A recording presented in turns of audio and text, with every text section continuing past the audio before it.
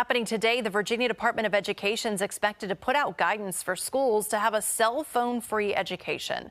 This comes after Governor Glenn Youngkin issued an executive order for the department to draft a plan for the Commonwealth's public schools.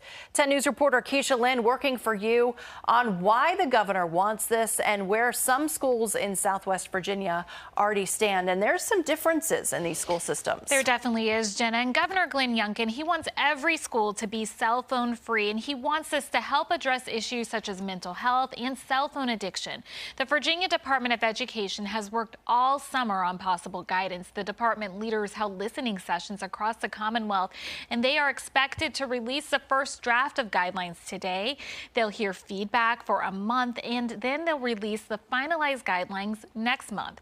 But local schools, they won't have to follow them until January. Divisions in our area are already rethinking their guidelines. Just this week, Roanoke County and city schools released new policies for this year. In county schools, teachers are no longer able to allow students to use their phones during class time. In city schools, phones are not allowed at all for elementary and middle schoolers, and now high schoolers can use them in between classes and at lunch. Montgomery County schools have similar rules in place this year, and as expected, there is some disagreement between parents and students. We know the research shows that young people are happier when they're off their devices. And we heard that from kids. I feel like once you start to get your license or get a life going, you should be allowed to be on your phone because you have stuff to do outside of school and you have to figure out plans and all that.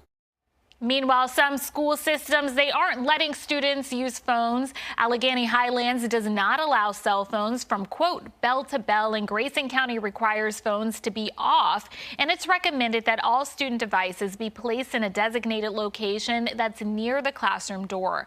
Pittsylvania County prohibits the use of cell phones and electronic devices during the school day.